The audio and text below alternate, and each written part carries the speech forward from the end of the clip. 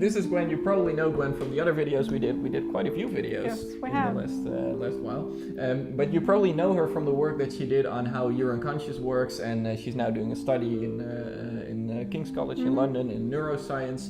But she has another very specific piece of experience, and I wanted to share that with you because we don't talk about it that often. No. But last time when you were over in Amsterdam as a guest trainer, a lot of the participants really enjoyed the piece that you. I think it was just a question from someone from the audience that was looking for a new job, and then you kind of started talking about that, and you have a lot of relevant experience. Yes.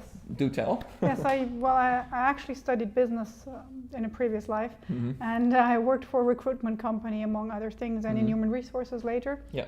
And so I was sitting on the other side of the table, so I was hiring people. And a pretty big, Michael Page. I think a lot of people in the Netherlands will also know Michael Page as a big recruiting company. Yes, and they hire executives, finance, and that kind of. I think they started off with finance. And it was really just because people started asking Gwen about it that she started sharing, because you've spent so much time on the other side of the table. So like if you're looking for a job, back then it would be Gwen that you would have across the table. Yes. So now you have a very special insight in how that would go for her to learn from. So what is kind of the things, if suppose someone is looking for a job, what are kind of the most important kind of do's and don'ts, or what should you know about the position of the other side of the table? Okay, so I had that, and I can just walk you through what I did it's quite a time ago, but I stopped working at a company and I took a few months sabbatical to study French in the south of France. So that was when you yourself were looking for a job? Yes, and so I came out of the sabbatical and I was looking for a new job. Yeah.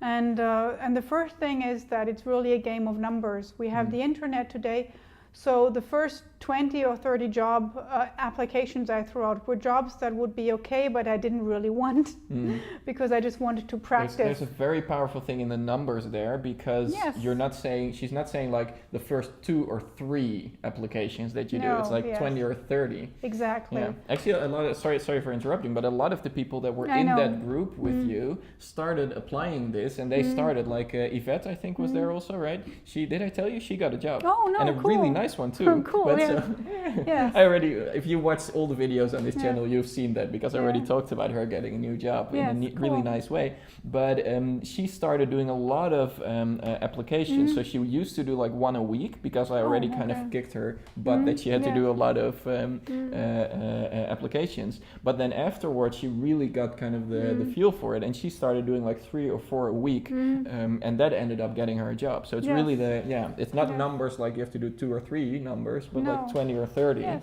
Yeah. And I had that with my teenage son, because he's in the military, and he sent 5 or 10 applications out on a weekend, and then the week after he was really said, oh, I got already 3 no's within 3 hours. They sent me a no. And I'm like, yeah, you don't know. Maybe they have someone, or they just have it out.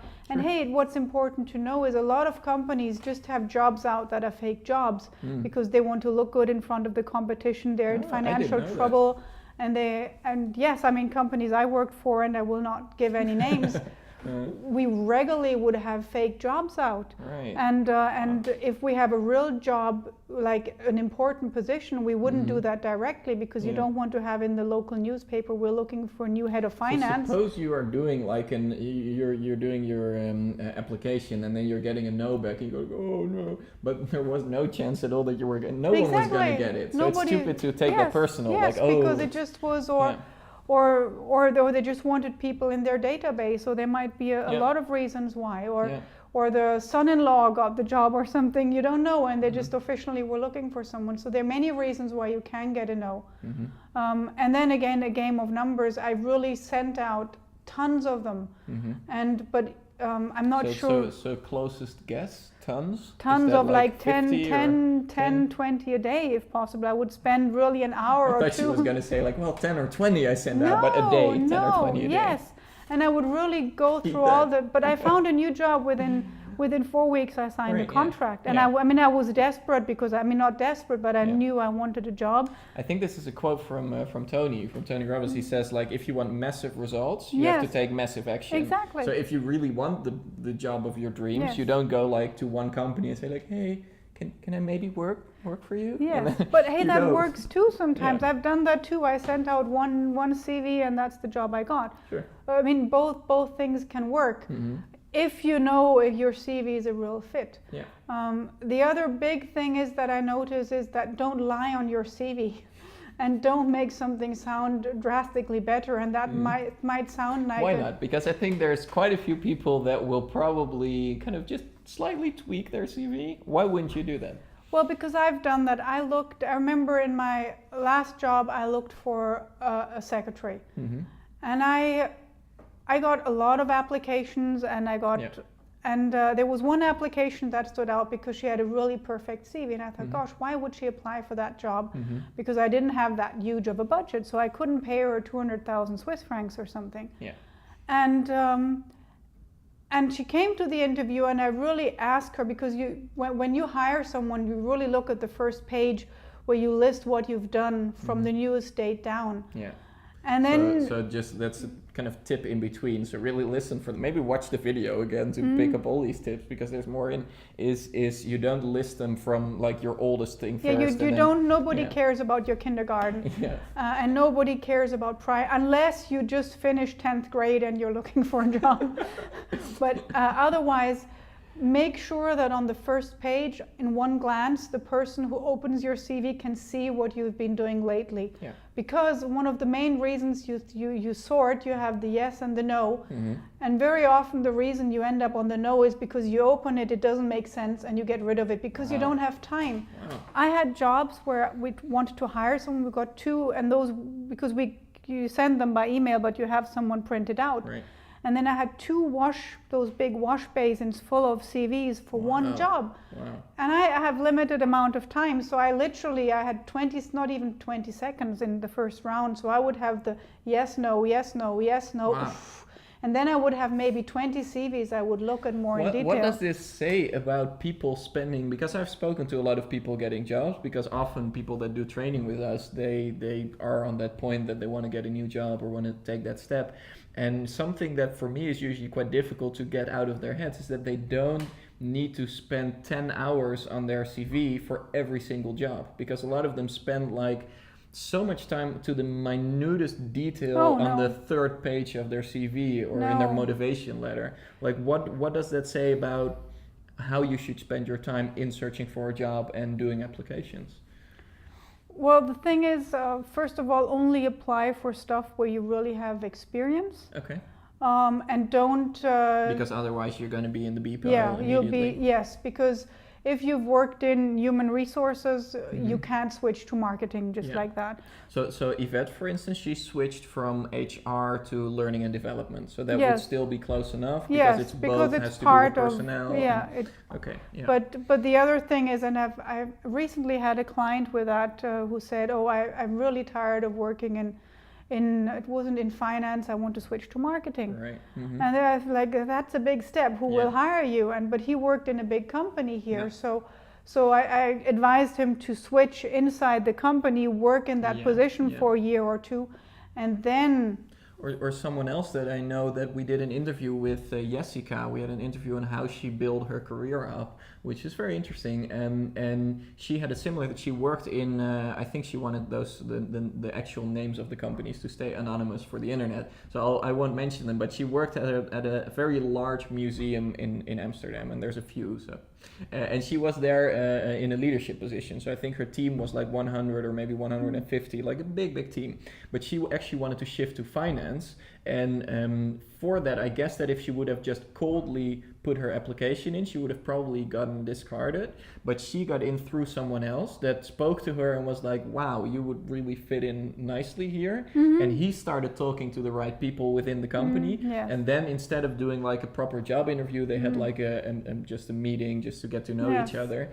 And like after that chat, I think it was like an hour, but they really bonded so well that they said like, okay, you can come here. And I think they ended up paying for her university study to do some reschooling to also learn like the stuff she had to learn. Yes, exactly. So, but then you get in differently. Then you don't get in through the normal grind, but you get in through the people you know, and you put those seeds in and there. it's inside the same company, and that's where you can do that. Yeah. Well, in this case, she didn't work there, but it was someone referring her to the right to the right person. Okay. Yeah. Yes. Yeah. So that's coming in like with a warm referral, yes, which would exactly. be different. But again, the because you sifted them so quickly, like the A pile, B pile. What would you advise someone looking for a job on the time or the amount of energy they spend on either their CV or their motivation letter, versus, because what I usually say is like a lot of the same time you could spend in doing, like, instead of one application, doing two. Okay. And that will increase your chance. What's your take on that? So, well, again, there are two sides of that, and I've had that. I'll take my 19-year-old son in that, Sure. who is looking for an apprenticeship.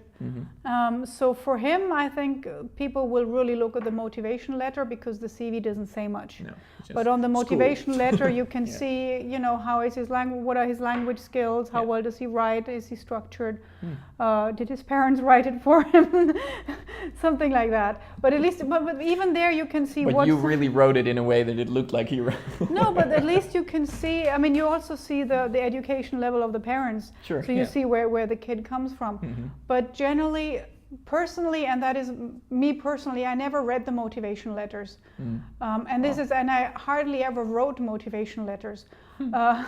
Where I would just, but that's again, I had the excuse because I could say, hey, and I had that, I applied for a job at a very big German insurance company, and actually was a venture capital arm of that insurance company. And the head of human resources invited me in for the interview, and we chatted. And if you're at a certain level, an interview is not grilling what do you know, it's just kind of this, getting to know each other. Do we get on with each other? And he asked, I really thought this is very bold of you that you didn't attach a motivation letter, that you just had 3 sentences, please find attached my CV. And I just had like 3 lines that the past few months I've been in France studying French, and now I'm kind of fluent in French. And he thought that was very bold and self-confident of me. And I smiled at him. I said, no, it had nothing to do with self-confidence. Because he said, and I said, look, you can see on my CV I worked at Michael Page. So I've been in your seat for a long time, and I know I never had time to read the motivational letter. So why would I take your time, waste your time, making you want to read that? But I had an excuse to do that. So you can only do that. So it wouldn't be general advice to not write a motivation letter at all.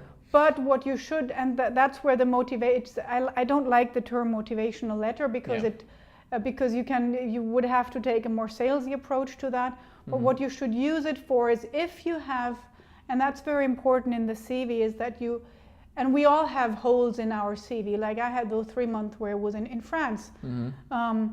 But you need to be very transparent in your CV. So for example, and what is very important is you always have month and year. So from November 2011 to October 2015, you worked there. Because if you just write 2014 to 2015, it can be, you could have had a whole of 10 months. And I've experienced that people hiding unemployment or hiding holes. So they're doing it on purpose to hide whatever's there. Yes, so for me, one of the criteria is if somebody does that, he's immediately on the no. And he might even be genuine about it or not. Is that because they might be lying about other stuff too? Or what is the... Well, because, one of the extremes I had is a guy somewhere mid-40s, and I think in total he worked 2 years in his life, and the rest was unemployment or some kind of government thing. And you have people, and people believe they need to hide holes. But I believe, and that's probably a lot of people in my position, if he hides something there, how trustworthy is that person in any responsible position? And so trust is something really, really, really delicate. And if somebody lies there, just the secretary I had as an example, who just had, and she came clean then and there when I really went, so what did you do there? So, oh, it sounds better than it really was. I'm like, why? And then actually she prolonged it, so she was fired before, but she was on leave, so legally she still had the job. And there were a whole bunch of things, and oh no, I actually didn't really work there full time. It just was a 410 that you have in Germany. It would actually be nicer if it would be the other way around. So if the CV, but I'm not sure if you would get the invite then, but if the CV would slightly downplay, and then in the interview you would go like, oh, well, that was actually, and them being impressed in the interview. But I'm not sure if you well, would the get thing interview is, then. you need to be honest, and then you need to apply to a job that matches the level. Right. So you can't say, oh, I want to be an executive assistant, but your qualifications and what you've done is actually, secretary, front desk secretary for a small company. I think it's very similar to sales in a way, that a lot of people think that when you sell something to someone, so in your company, for instance, when you sell to a client, that you have to like manipulate them to buy your product, and you have to do things in a weird way so they will buy, even though it might not be good for them. Yes. And I think that never really works, because the eventual goal you'll have to do in selling something is that it will really help them. Because there is products like, for some people an iPhone is a really good product, for some people it isn't. So you shouldn't be selling iPhones to people who it's not for, but you should be selling them for, J. Abraham has this brilliant story about this, about the ethics of having to sell something. Yes. It's where he says, like, for instance, you work in a restaurant or something, and you know that people should drink like 2 or 3 tall glasses of water a day. You know the example, right? And that's healthy for them, and if they don't, they're going to be unhealthy. And you have people staying with you, and you know that they're only drinking 1 glass of water a day, and then maybe they keep on asking you every day for 1 glass of water, and they never drink anymore. And he says it's your ethical responsibility to convince them to drink 3 glasses. Otherwise, you are knowingly kind of robbing them of the health that they, because they don't know or they're not convinced that they should be healthy, do it. It's a bit, you can kind of take your own view on it, but it's all about, you actually want to help people to get into a better situation. The same goes for getting a job. It's not the idea that you con them or manipulate them within the interview or with your CV into hiring you and then having a sucky job or, you're not being up to the challenge.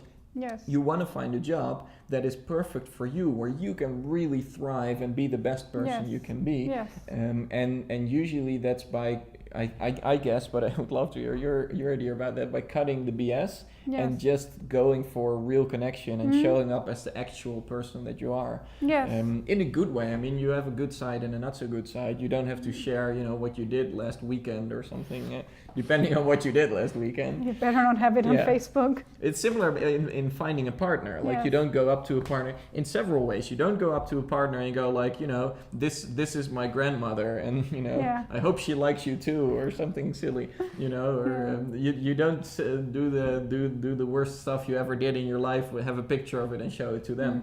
And that's not the idea. But the other thing is also, it's not the idea that you see someone in a bar and go like, hey, you're pretty, do you want to go to bed with me? Like right away. That's also not the approach. It's about making a real connection and finding out if you're good for each other, just like finding a partner, I guess. Yes, exactly. So the important part is really the first page, that you list exactly what you've done and what your responsibilities were. If you had money, you managed. If you had people, you managed. Yeah.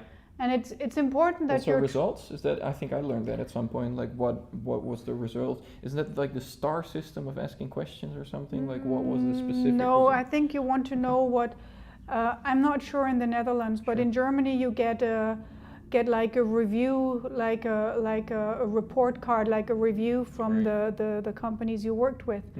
And yes, there is discussions because you're not allowed to write anything negative, so people are smart, so it's kind of encoded. I'm sure you have it, and I don't know, you have it. He really likes to talk on the job. No, it's something like that. Yes. But stuff. It was a good motivation for the women. But you have a lot of the serious stuff you did, the responsibilities he had in the job, what he did in the job, so that would be listed in there too. And if at some point they would ask for that, it better be matching the stuff you have written in there. You can always have in special projects or stuff you had, but stuff where you actually had responsibility over money and people, that's what because what people like me wanted to hear. Okay, so the company trusted him with a budget of whatever, 100,000 for 6 months. And yes, he had 15 people that worked for him full time, and all those things. So that is something that's important. And have it. And even if you have if you have a hole of say 3 months because you were unemployed, learn something in those 3 months. Do a course, learn a language. And then you can say, I took those months off to learn? No, you can be transparent. You can say, look, you can see, because they can see somebody lost a job. Yeah. Yeah, so it does, because that's not a big deal. I don't care if somebody has 1 or 2 or whatever. 10 holes would be too much. But if there are those holes in the CV, but I can see he did something, like he took the 3 month and he did a computer programming course because he didn't have. And that says someone about the person, because they're a person that, you know. Exactly. Okay. If it's making flowers with origami and he's a finance manager, unless he says I had a burnout and it was a therapeutic thing, is another thing. But I have another question for you, and I wonder what your take on this is. This is an actual example that happened to one of the students that does the training with us. You know her, but I'll keep her private for the video. One of her hobbies is in sports. What she likes to do is which is an actual sport, but a lot of people associate it with someone else, is pole dancing, which is really a big physical. Gosh, it's hard, yes. But a lot of people obviously associate pole dancing with something, not so above the board. And she had it in, I think she never had it in her CV as pole dancing, but I think it was like air aerobics or something, or air acrobatics or something like that. And sometimes people really were positive about that, saying like, wow, it's so cool that but she didn't say it was pole dancing, but it was like, oh, nice that you're active and that you do those things and you have it on there. But she was in one job interview and they really started to drill down on what is that, and she wanted to be transparent and open and said like, it's pole dancing, but it's there's different ways of thinking. And they really went into like, why did you put it in your CV? Why did you put it in there? I told her like, put in fitness next time. Just say I like fitness. I would put gymnastics in. Right. Yeah. So transparent to a certain degree, and then. Yeah. So something, and I know I'm not sure. But she asked me about it. Like the question was, what should I do? No, I would definitely never put anything like that in. Never unless you apply for a job in pole dancing. I have a lot of experience in this field. And I know it's hard work. I have a friend who does that, and she's really crazy fit. I mean, literally, she can hold the pole and she can stand like this. So it's a really hard thing. But of course, it's associated with strip clubs. So no, you don't want to have that in your CV under no circumstance, and that's something you don't want to tell your employer.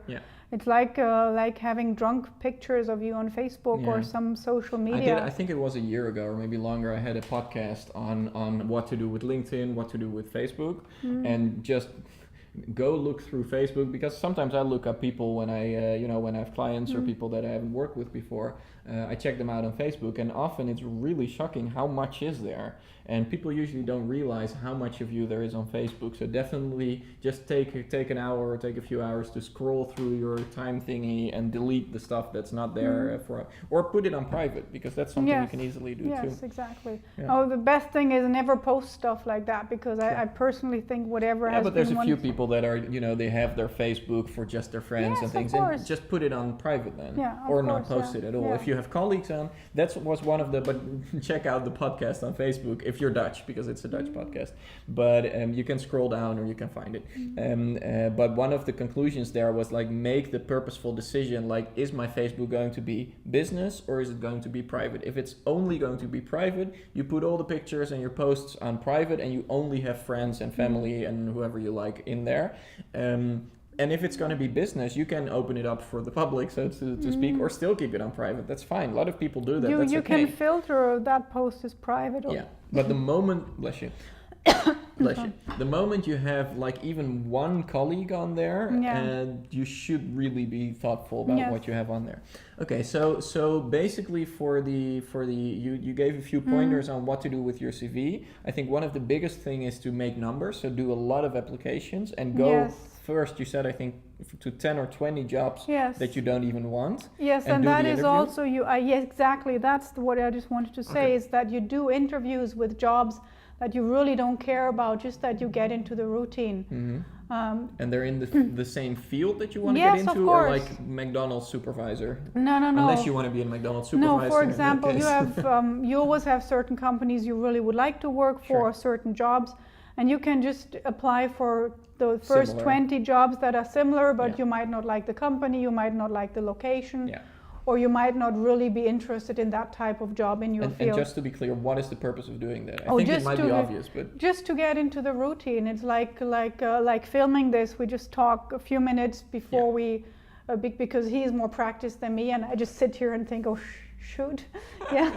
You can see the previous videos we did. We uploaded them probably a few weeks ago now, but you can see the progression because we filmed it in one day. So I sit here like, yeah.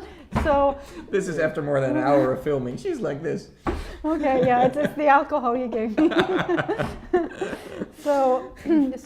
With the interviews, it's the same thing, just that you get into the routine, because for human resource people, they have those magazines, and then there is some kind of trend what you do to hire people. So, and then you might have the whole spectrum. You might be sitting there just having coffee, chatting about the puppy you have. And then the next one, they put you through a half day of stress interviews where you need to present stuff, where you really go through tough thing, but just that you've had all the things. What I also find is that the general attitude of someone that has been to more job interviews is better, because they know there's more, there's more fish in the sea, so to speak. Yes, exactly. The same as we already made that link, but in finding a partner, the same thing is if you only, if you pick one person and you go like, oh, that's like a colleague or something, which is, but if you would find one person, go like, or your neighbor or something, oh, that's the person, and I have to woo that person and find that person to be my lover for the rest of my life. You get so obsessed with that one person. Yes. Whereas if you were to date with more people, you're much more relaxed about it, because you know there's more fish in the sea. Exactly. And same goes for jobs. If you've been to so many different jobs, you see like, wow, there's really a lot of companies out there looking for people. Exactly. Especially now, the date of filming, that is, at least. Yes. There's in the Netherlands, there's so many, I think it's the best since many years in how many people are looking for jobs, or how many companies are looking for people, the other way around. Yeah. So you have a very good chance in finding something good. Yeah. Another one thing that I personally always did, and not only because I worked for a recruitment company, is the last job I looked for, I mainly applied to recruitment companies. So the first 20 that I didn't want were to companies direct, and afterwards I would always go through recruitment companies. Interesting. Okay. So working with a recruiter. Because the recruitment company, because I know the company that wants to hire me, they have to pay my 3 months salary as a fee to buy me. Right. So in order to get my details. So if they hire me, they paid 3 months of my salary. That means they really want to keep me. That means they will not mess up with me, or they will not just fire me after. In Germany, you have the 3 month or 6 month of trial period, depending. You have a similar thing in the Netherlands. And sometimes you would have companies that whatever, suddenly the son-in-law needs the job or whatever reason, and they don't want you anymore. Well, if you went through a recruitment company, that doesn't happen. Yeah. And so it's not like make it cheaper for them, so go straight, but it's actually going through a recruitment company, so they are more committed to keep you when you've got the job. Plus, you get better feedback to the interview. So actually, the recruiter, if it's a good one, will actually coach you what to tell the people. If you start building a relationship with that. What I also like about working through a recruiter is that they usually know the market. So when you have a good interview with them and they understand you and they're committed to getting you a job, they usually know the people. They're never committed to getting you a job. They're committed to getting a placement that matches the company. But the thing is, they go into the company and they know the manager and they know who would fit. Right. So for example, if I apply somewhere and there is always the human resources guy and the manager, and the human resources guy says, okay, we'll hire her, but the manager hates working with women because he thinks women can't calculate numbers, you'll have a hard time on the job, but the recruiter will know that. Plus, you'll get better feedback on the actual interview. Would it be similar to it's a completely different thing, but if you buy shoes, you could go to a shoe store or you can buy them online and you won't get any advice at all, and you can hope that they're the right shoes, or maybe you have to send them back. I'm a woman, I just have so many. That's guys here. No, I understand. Maybe it's not the right analogy, but it would be like even with other products, with a car or whatever, you buy a car without knowing anything and buying maybe a car online. online. Teslas you can buy online. Yeah. And or going to a dealership or going into a shoe store with an expert there that is not just committed to selling you whatever, but whenever they sell you something you're really happy with, they get repeat business. Yes. So they're really committed to getting something that Yes. works for you also. Yes. Yeah. And plus It might you be a get, bit often, not and okay, but- what really helps if you're looking for a job and you're worried about getting no's, the recruiter will often give you hints why they said no. Right. So you know where you can improve. One example I had, and that was one of those where I got really upset about because it cost me half a day going through a really stressful, all sorts of assessment. And one of the things was presenting, I forgot what the topic, some topic in English, because the requirement was fluency in English. You told me, yeah. Do Yeah, tell this story. and it's great. Yeah. fluency in English and my mother tongue. I mean, even though I have an accent because I have Indian family,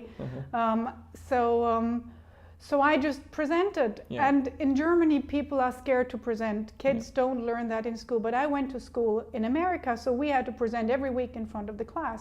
So I don't mind presenting in front of people, and I'm fluent in English. They really cut the interview short. And I got a no, and I wondered why. And the recruiter said, your English was much better than your boss's English would have been because his English isn't very good. So they changed the description. They just have like good English.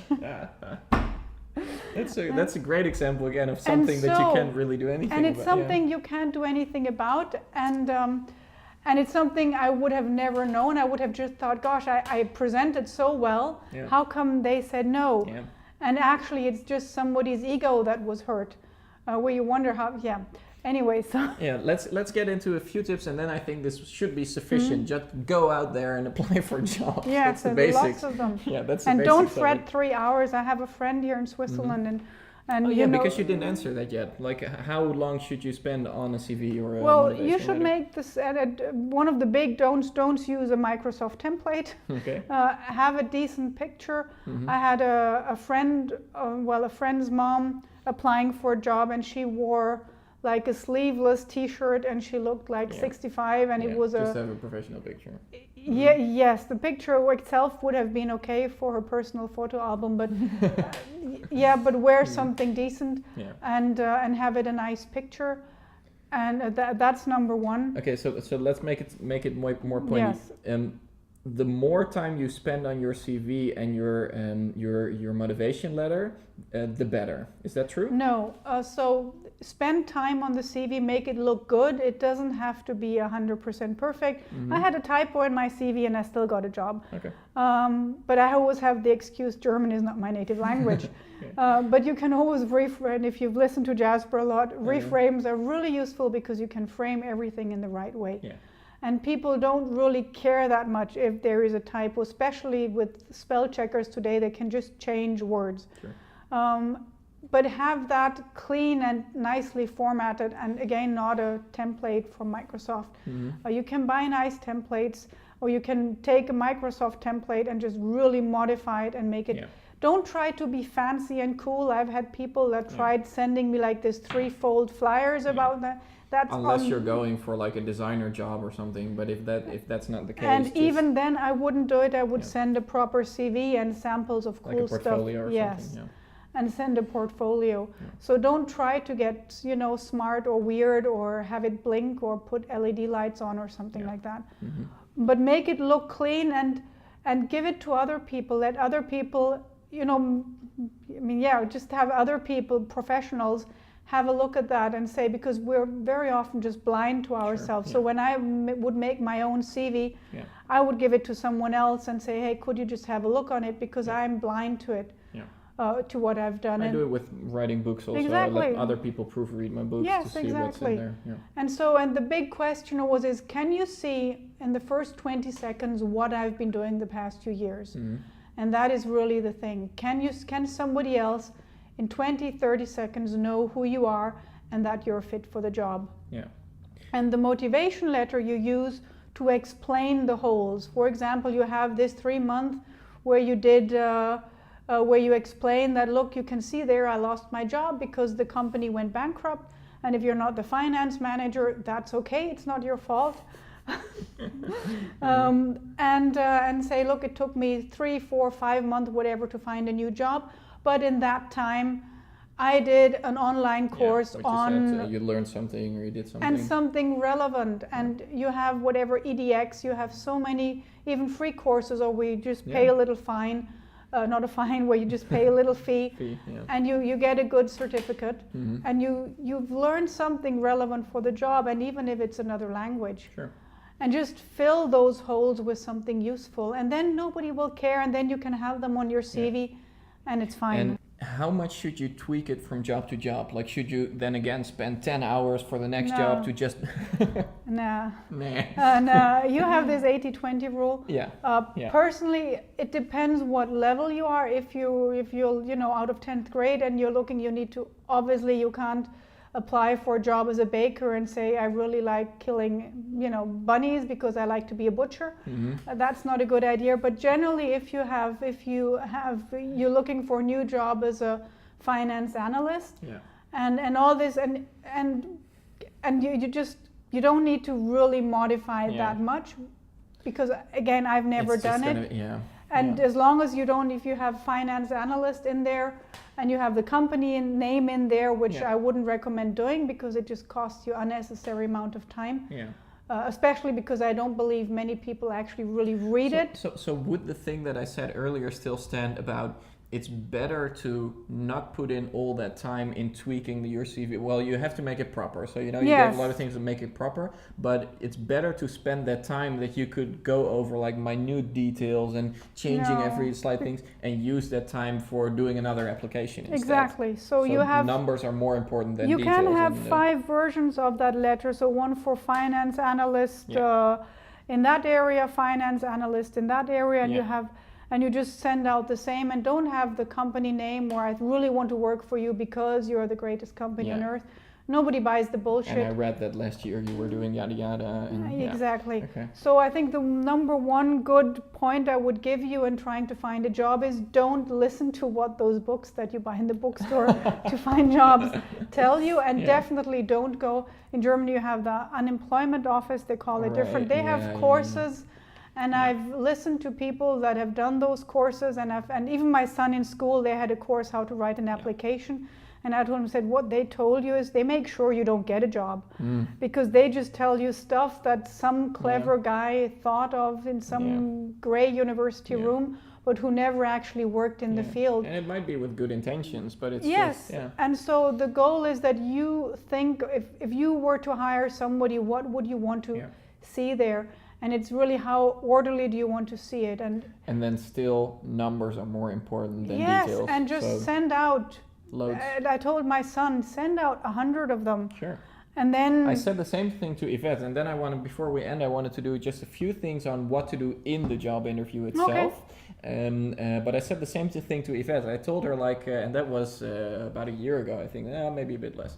I said it was less, probably half a year. And I said to her suppose you would send out 1 a week, not more than 1 a week, just 1 a week for 5 years. Let's say 5 years. So that would be 52 a year. Well, take 2 weeks off, 50 a year. You would do that for 5 years, you would have 250 applications you would have done.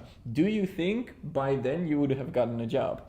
And she was like, and I was like, well, what do you think? And she said, well, to be honest, I think I would have gotten one way before 5 years. And I said, oh yeah, that's probably true, but in 5 years you would have definitely got one, right? I said, yeah. So I said, okay, well, if that's in 5 years, you can also shrink those 5 years and just start on sending them out. And you might get lucky, you might get it in a week, you might get it in half a year, you might get it in a year. I think a part of it is not getting discouraged by having no's, getting no's, but just keep on sending them out. If you do instead of 1 a week, you do 3 or 4 or 10, then it will go very quickly, Yes. So let's get into just a few things of what to do within the job interview. I've got a few things that I taught people that really worked for them. But before we get into those, I'm very curious to hear of you. What are kind of the most important do's and don'ts in the actual interview with someone? Well, yeah, be clean, don't be smelly. Sure. That's the basic. Show that you're motivated to work for the company, because I remember. You probably had people then that didn't abide for that one first rule that showed up. Oh my God, yes. I was just thinking, I was like, yeah, duh, but then I was like, no, probably she had people that actually. Oh my God, seriously? So some don'ts are, I remember I had a guy who got, and it was for a colleague, so Michael Page had different levels, and there was one they did like the temp work, and he was just a really low-level accountant for a temp job, and my colleague just said, you can't integrate him in a company permanently, and my colleague was out, and I was just supposed to give him his papers that we're hiring him, and he just had to sign them and had to leave, and he got his copy, and he was waiting in the room, and he was scratching himself there while I came in. And it was, I think, the first time I never shook a guy. I couldn't shake his hand. And I just carefully handed it to him. And I told him, just leave it there. Oh, good. You can take the pen. Keep it. Okay. So this is something you shouldn't do. Another thing is, I had a guy, he wanted a job with us. And he talked about the death of his wife, which is okay, and that he has to take care of his son, and that's why he can only work part-time. Okay. And asked him, how old is your son? He said 17. And I'm like, okay, a 17-year-old needs supervision after school, right? And he really showed like, I really need to do less, and I really can't work that much, and really family comes first. Yeah.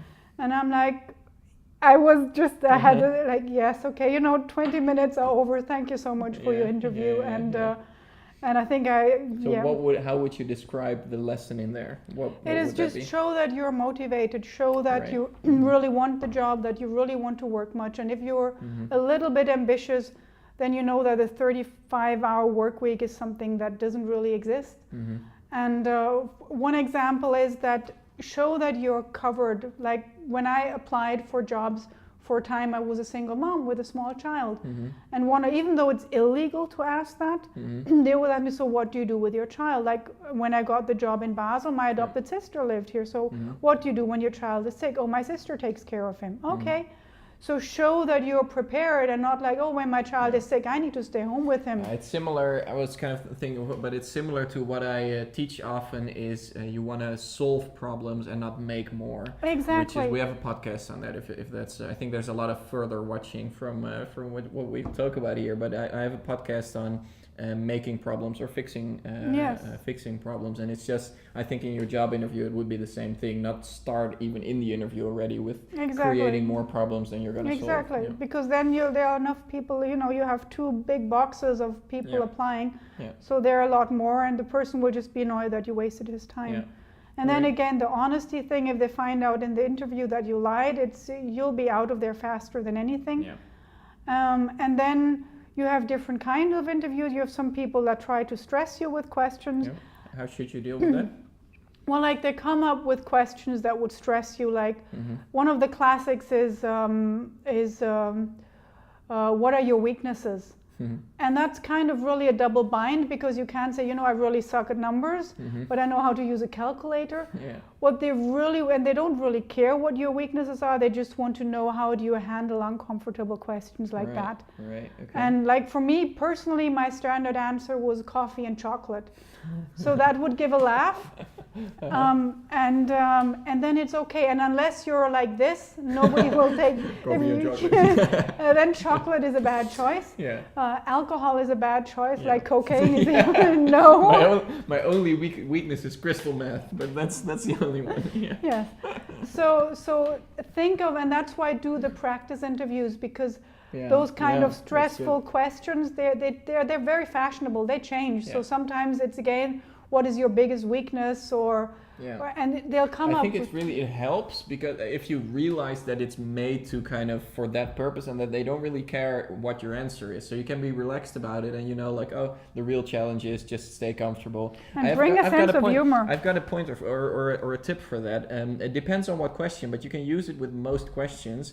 Is ask a question back, and it's for a few reasons. It's a specific question that you ask back. The first reason is obviously it buys you time, and it buys you time to get more relaxed. But if you know more about the stuff that I usually teach about, you know, informal leadership and getting back in charge, if someone asks you a difficult question and you ask a question back, you get more in charge over the situation. But the specific question to ask back, I think it was actually John Lavelle that taught it. You know John also. Is a clarification question. So, for instance, Yvette had someone ask, and she got a little bit nervous by that.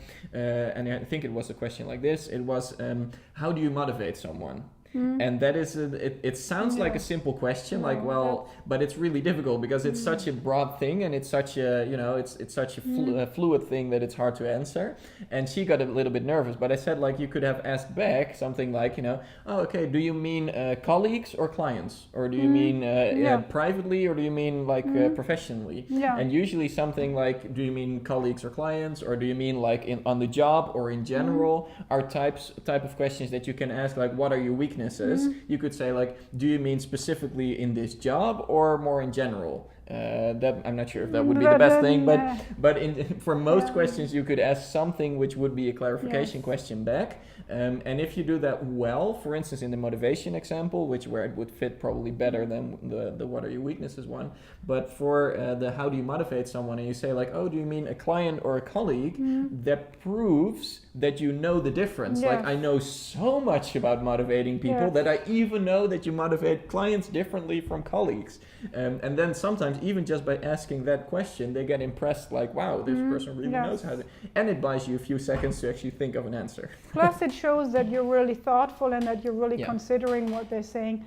And that is really important, because that shows you're not nervous. That means you have nothing to hide. That means, and it has a whole tail. So it's a good one to have up your sleeve, just maybe not for when they are really pressuring you, just to see how you respond, but for questions that you don't immediately know the answer to, and have that, not use it like but use it as if you're really actually meaning the question, because otherwise obviously it doesn't. And I think most of all is keep a sense of humor, because they're just people and they just want to get to know you as a person.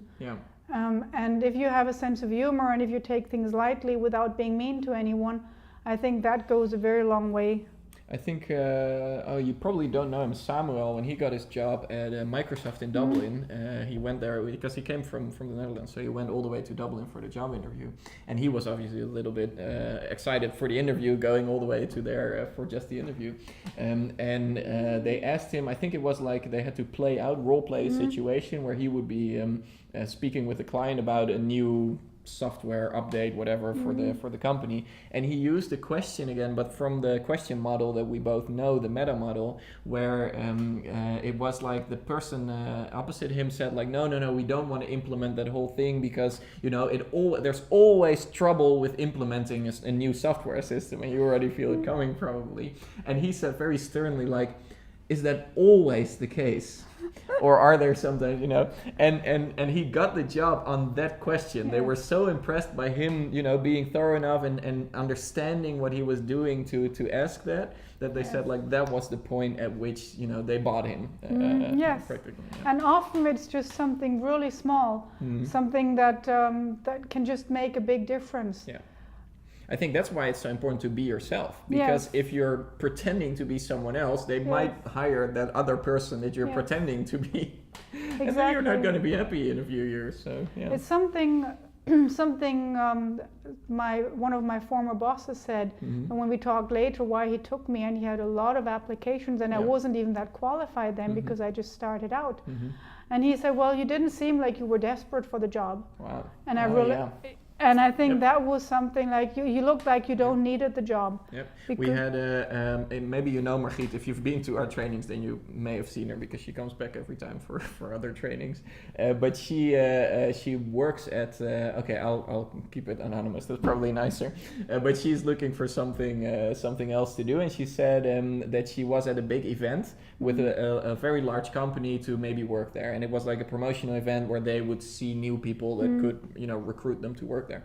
And she said like she was there with 30 other people, and of the 30 people there were at least 10 that so much wanted the job that disqualified them because they were too eager, they were too pushy, they were laughing about jokes a little bit too much. And yeah, that's interesting because that already disqualifies you when you're too eager, which feels maybe a bit counterintuitive, but it's definitely true. Yeah. And one thing is, I know we always tell people to be on time, and I always tell people too. But 2 of the jobs I got, I was like hopelessly late, and I still got the job. This is not advice to be late for your job. No, it's not. But it shows that even time. well, the lesson in there is that even if things go wrong, even if you spill your coffee over the, even if something goes wrong, if you're just genuine about it, it's okay. It's usually more about how you deal with something that goes wrong than exactly. Yeah, that's and true. the reasons why. I mean, you know, if you can explain, like, look, this is a totally different town, and my friend took me, and we're stuck in traffic. Or one was they'd moved companies, or they had 2 street names with a similar name, and we drove to the other side of Frankfurt, and we were stuck in traffic because it was Friday, 3 o'clock in the afternoon. And it's like, look, my navigation system sent me over there, but you're here, so. If you have a good reason why something like that happens, and it's better to show up late than not to show up. Yeah. Plus, they never even noticed I was late. That was even funnier. All right, so I think there's a lot in here. I mean, it was a bit longer than we expected, but I think it was very interesting, and you can take a lot of things out of here. So definitely just start. I mean, that would be the biggest thing. Just start, do applications, and go for it. And next to that, you've had a few things that we mentioned that it would, you can watch them like videos or podcasts. You go for that, update yourself and your skills. And probably if you're really looking for something, maybe watch this interview again, because there's so much in there that probably by watching it again and maybe again, you will take more out of it. Also because we didn't talk about that a lot, but Gwen also knows a lot about your unconscious, so she may have given a suggestion or 2 in there that will help you to actually feel better for your next job interview too. So good luck, I'd say, and let us know if you got something, like if you got a cool job. I know Gwen very well, so I'll relay it to Gwen whenever you tell me, or you can write it in the comments if you like, or just send me an email if we already know each other. So lovely to hear this again, because it was somewhat spontaneous the last time during the course. Yes. But thanks for sharing again. Thank you for having me.